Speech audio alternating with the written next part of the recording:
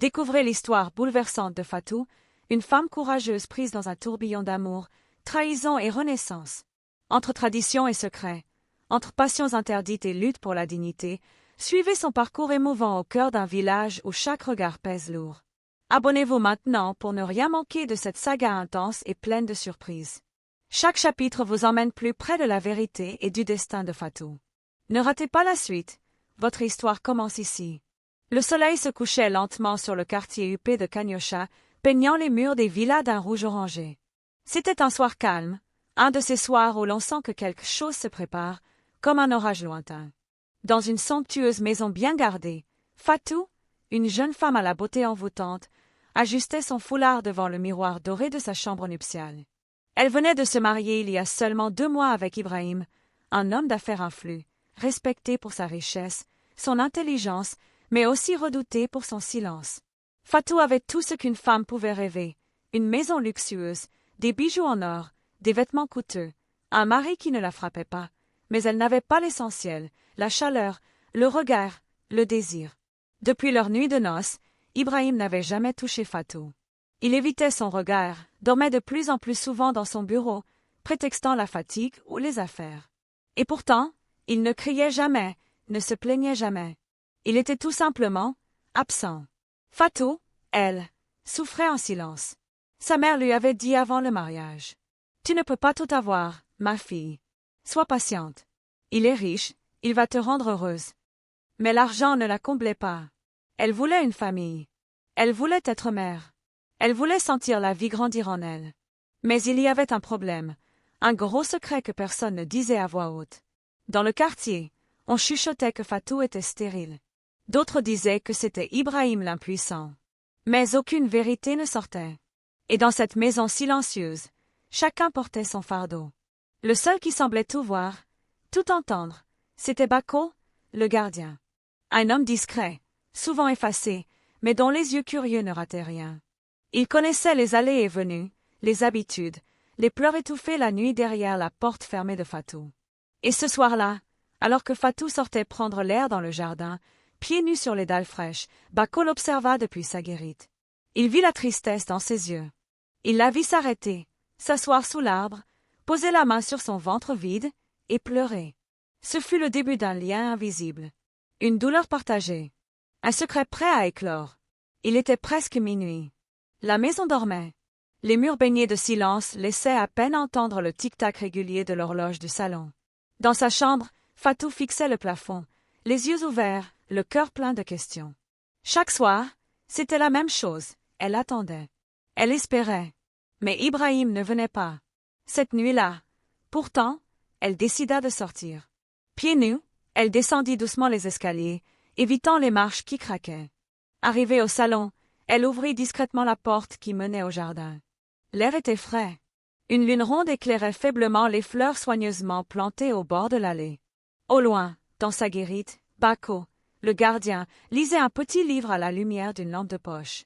Il leva la tête en entendant la porte. « Vous ne dormez pas, madame ?» demanda-t-il avec respect. Fatou hésita, puis lui adressa un petit sourire forcé. « Et vous? Vous lisez toujours à cette heure? Je n'ai pas souvent sommeil. Mon corps est fatigué, mais ma tête, elle, pense trop. » Elle s'approcha lentement, jusqu'à la barrière.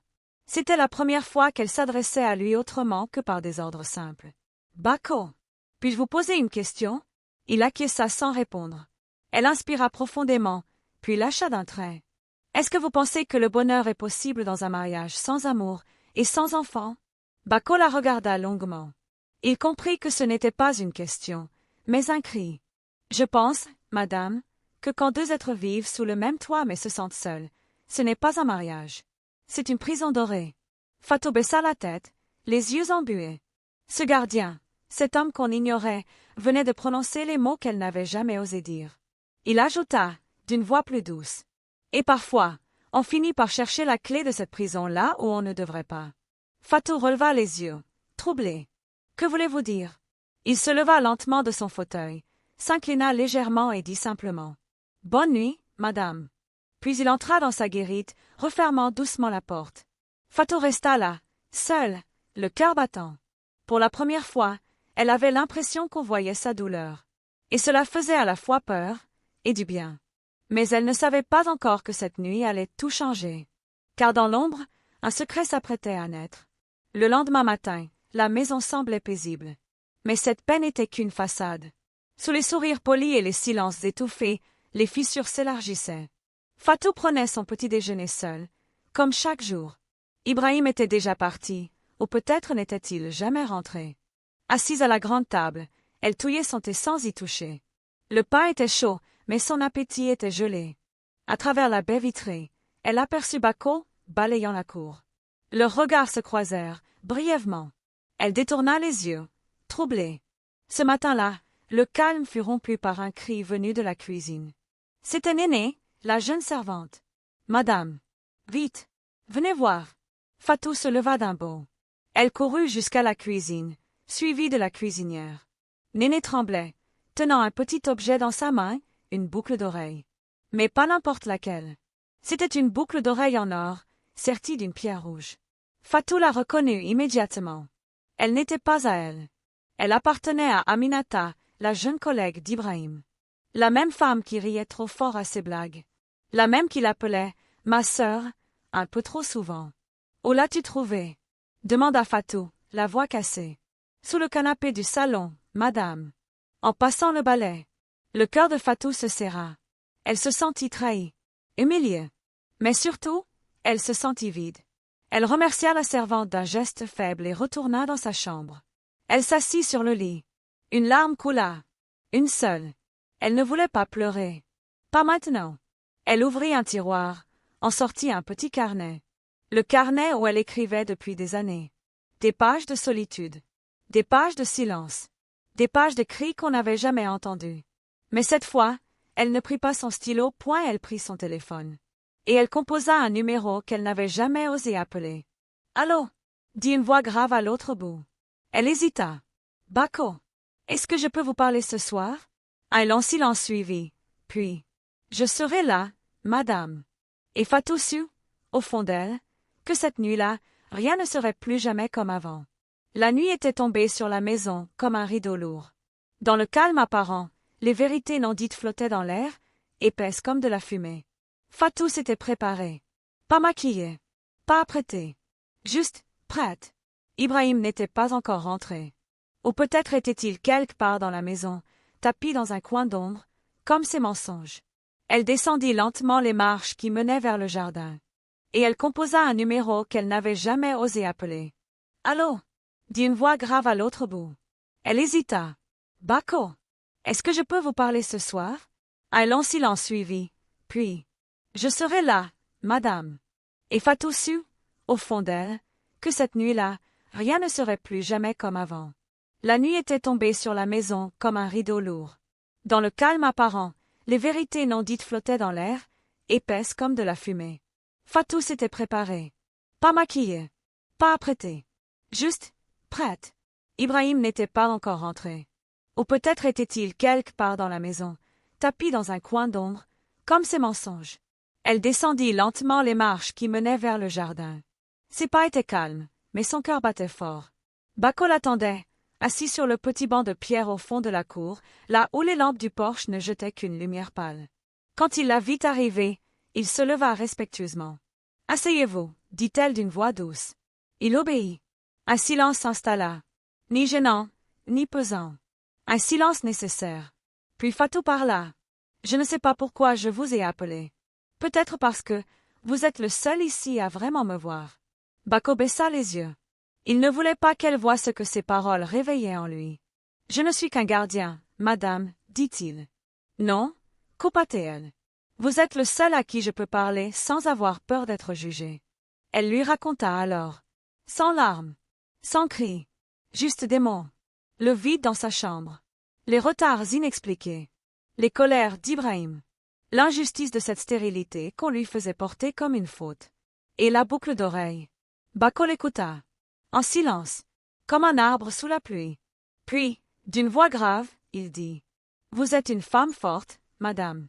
Mais même les plus fortes ont le droit de s'écrouler. » Fatou ferma les yeux. Elle ne voulait pas pleurer, mais ses larmes coulaient malgré elle. Bako tendit la main. Il n'osa pas la toucher. Juste l'attendre. Et Fatou, dans un geste hésitant, y posa la sienne. Le contact fut bref, juste assez pour qu'elle sente qu'elle n'était plus seule. Et c'est ce soir-là, sous le ciel noir de la trahison, que quelque chose de fragile, de défendu, de puissant, naquit entre une femme mariée et un gardien de nuit. Depuis cette nuit-là, plus rien ne fut pareil entre Fatou et Bako. Il ne s'était pourtant rien promis. Aucune déclaration. Aucune faute physique. Mais leur silence, leur regard, leur proximité nouvelle, parlaient plus fort que 1000 baisers. Fatou ne dormait plus. Elle restait éveillée à écouter les bruits de la maison. Les pas d'Ibrahim qui rentrait tard. Les chuchotements au téléphone. Les odeurs de parfums étrangers sur ses vêtements. Tout lui criait qu'elle avait été remplacée. Et pourtant, elle restait. Parce qu'elle l'aimait encore. Ou du moins, elle aimait ce qu'ils avaient été. Mais maintenant, il y avait Bako. Chaque matin, en ouvrant les rideaux, elle guettait discrètement sa silhouette près du portail. Il était là, fidèle, discret, avec ce regard toujours baissé, comme s'il voulait éviter de voir ce qu'il ressentait. Et chaque soir, quand Ibrahim était absent, elle descendait prendre l'air, prétextant une envie de marcher. Bako la suivait du regard sans jamais bouger. Elle faisait 2 tours du jardin, parfois 3. Et puis elle repartait, sans un mot. Mais ce soir-là, alors qu'elle s'apprêtait à rentrer, la voix de Bako la retint. « Vous méritez d'être heureuse, madame. Même si ce n'est pas avec lui. » Fatou se figea. « Ce n'est pas aussi simple, » souffla-t-elle. Il fit un pas vers elle. Puis un autre. « Je ne suis qu'un gardien. Un homme sans grande histoire. Mais je vous jure que jamais je ne vous ferai pleurer. » Elle le regarda. Longtemps. Dans ses yeux, il n'y avait pas de promesse folle. Pas de rêve de mariage ou d'évasion. Juste une vérité nue, celle d'un homme simple, mais sincère. Fatou sentit son cœur battre autrement. Dangereusement. Elle tourna les talons, sans rien répondre. Mais en entrant dans la maison, une larme roula sur sa joue. Elle venait de franchir une frontière, invisible, mais irréversible. Depuis cette nuit, Fatou ne parvenait plus à croiser Bako sans que son cœur ne s'emballe. Tout en elle voulait le fuir, et tout en elle voulait le retrouver. Ibrahim, de son côté, était de plus en plus absent. Présent physiquement, mais vide émotionnellement. Il rentrait tard, s'enfermait dans son bureau ou partait dormir dans la chambre d'amis sans un mot. Les rares fois où il parlait, c'était pour critiquer ou se plaindre. « Tu ne fais plus d'efforts, Fatou. Même la maison est devenue morne. Et ton regard, il est éteint. » Elle voulait lui crier que c'était lui qui l'avait éteinte. Lui qui l'avait vidée de toute lumière. Mais elle se contentait de baisser la tête. Fatou vivait comme une étrangère dans sa propre maison. Et puis, un matin, tout bascula. Elle descendit plus tôt que d'habitude et trouva Bako près de la cuisine, blessé à la main. Que s'est-il passé? Rien, juste un clou rouillé dans le mur du jardin, répondit-il en cachant la plaie sous un torchon. Elle l'obligea à s'asseoir, prit une trousse de secours et nettoya doucement la blessure. Il sursauta à chaque contact, non pas à cause de la douleur, mais à cause de la proximité. Le silence était lourd. Les gestes de Fatou tremblaient légèrement. Elle sentait sa respiration, elle entendait les battements de son cœur. Puis, sans le vouloir, elle leva les yeux vers lui. Et leurs regards se croisèrent. C'était court, intense, dangereux. Ils savaient tous les deux qu'ils marchaient sur un fil. Je dois y aller, balbutia-t-elle en se levant précipitamment. Elle monta dans sa chambre, le cœur battant. Mais elle ne savait pas que, depuis l'ombre du couloir, une présence avait tout observé. Quelqu'un les avait vus. Et ce quelqu'un n'allait pas se taire. La personne qui avait vu la scène entre Fatou et Bako, c'était Aïcha, la cousine d'Ibrahim. Elle vivait temporairement dans la maison depuis qu'elle avait perdu son mari. Une femme douce en apparence, mais dont la langue savait manier le venin avec élégance. Depuis ce matin-là, Aïcha observait tout, les regards échangés, les silences prolongés, les sourires timides que Fatou ne s'autorisait pas encore à appeler « bonheur ». Elle ne dit rien, pas tout de suite. Mais elle sema. D'abord auprès de Mariam, la sœur d'Ibrahim. Tu sais, Fatou semble de plus en plus proche du gardien. Il est jeune, fort, et toujours là quand ton frère est absent. Puis à Ibrahim lui-même, de manière détournée. Je trouve que votre femme est bien gentille avec le personnel, surtout avec ce jeune Bako. C'est rare une femme aussi attentive. Le doute s'installa dans l'esprit d'Ibrahim comme une graine dans un sol fertile. Il observa à son tour. Il surveilla.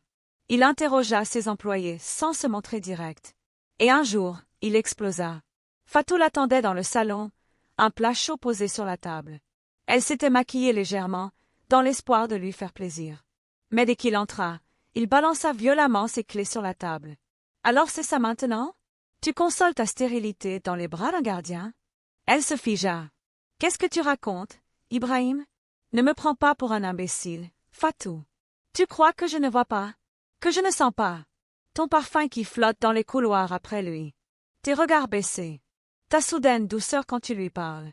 Je n'ai rien fait de mal. » cria-t-elle, les yeux remplis de larmes. « Rien fait? Même ton silence est une trahison. Même ton cœur me trompe. » Elle recula, blessée. « Et toi? Tu crois que je ne t'ai pas vu t'éloigner jour après jour? Tu crois que ton indifférence ne m'a pas tuée à petit feu?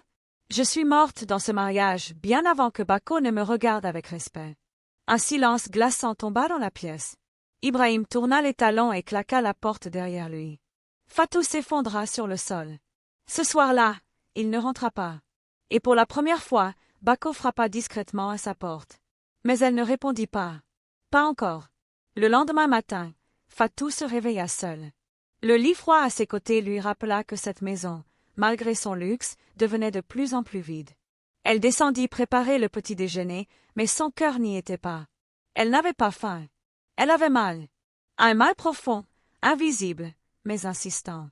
Pendant qu'elle tentait de reprendre le cours d'une vie normale, Bako, de son côté, passait le balai dans la cour. Il avait entendu les cris la veille. Et il avait compris. Ce n'était plus un jeu dangereux. C'était une guerre froide, silencieuse, et il y était mêlé malgré lui. Fatou sortit dans la cour pour étendre du linge. Le soleil était fort, mais son visage était pâle. Elle croisa le regard de Bako, qui s'immobilisa. « Madame Fatou, tout va bien ?» demanda-t-il doucement. Elle le fixa quelques secondes, puis hocha la tête sans rien dire. Mais avant de tourner les talons, elle murmura. « Merci d'exister. » Il resta figé. Dans la soirée, Fatou trouva une lettre glissée sous sa porte. Une écriture simple, maladroite. Celle de Bako. « Je ne sais pas si j'ai le droit de vous écrire, mais je veux juste vous dire que vous n'êtes pas seul. Même les fleurs qui ne donnent pas de fruits sont belles à regarder. Et moi, je vous regarde comme une beauté que Dieu a oublié de bénir, mais pas de faire aimer. » Elle relut la lettre 3 fois. Puis, elle la serra contre sa poitrine. Bako n'était pas une solution. Mais il devenait un refuge. Et dans les jours qui suivirent, leurs silences partagés devinrent des conversations discrètes. Leur douleur, un langage. Leur regard, un aveu. Ils n'avaient encore rien fait. Mais tout avait déjà commencé.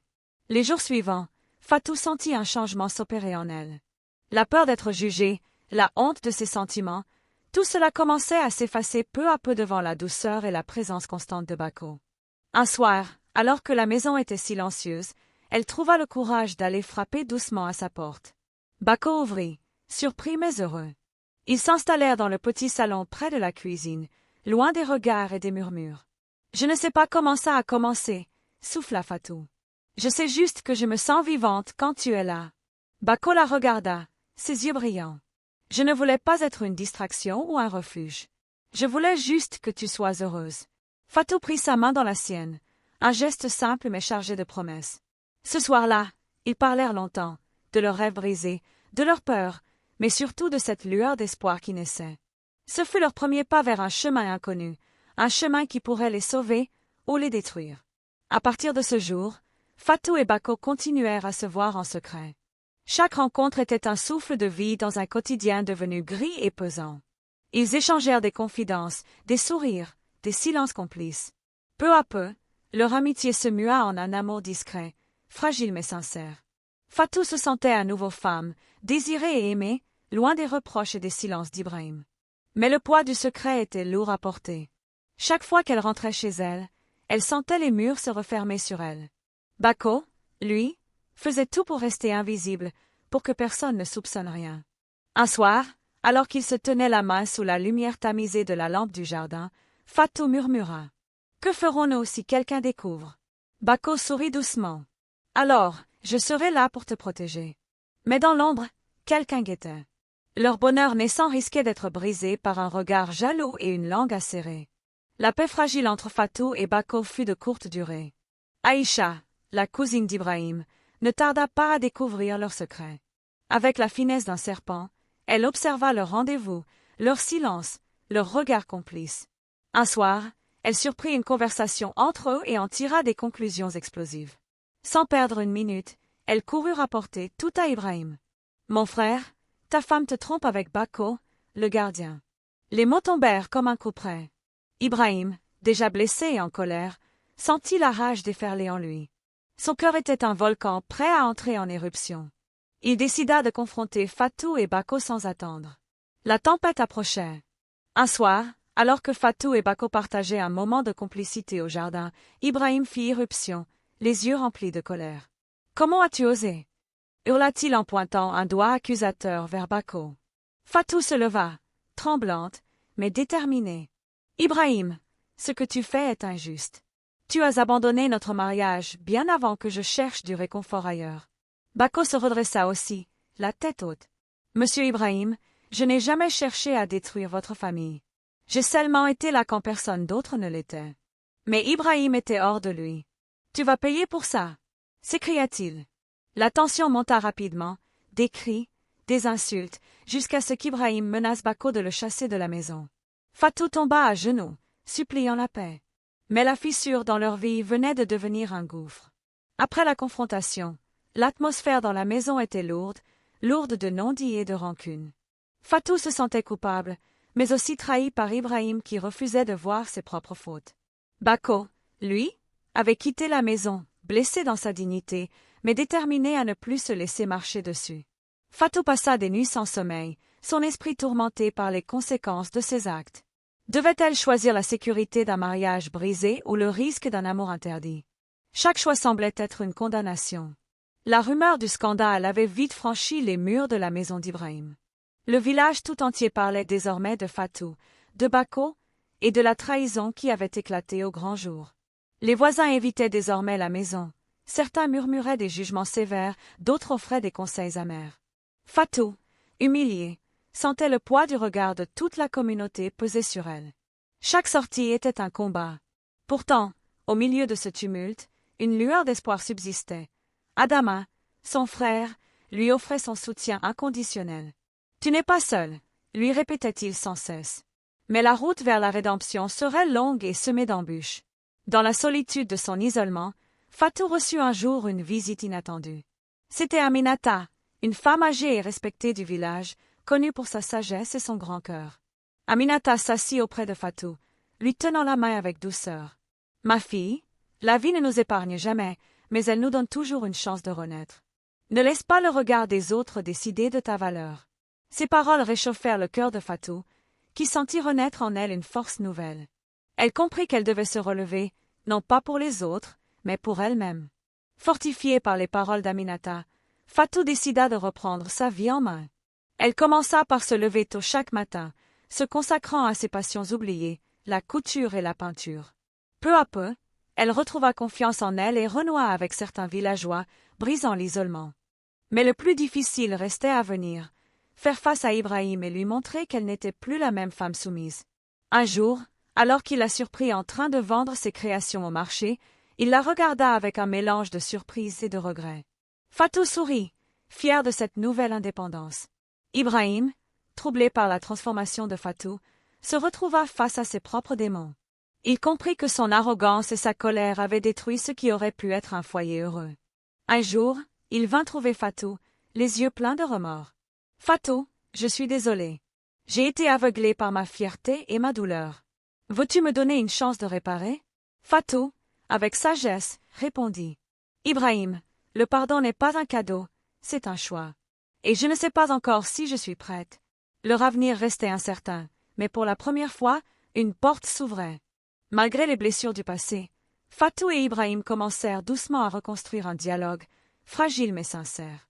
Ils se retrouvèrent autour de discussions profondes, partageant leurs peurs, leurs regrets et leurs espoirs. Le village commença à les regarder différemment, percevant la force de leur volonté à changer. Bako, de son côté, avait décidé de partir, emportant avec lui les souvenirs d'un amour interdit mais inoubliable. La vie reprenait son cours, et peut-être que, Malgré tout, la paix était enfin possible.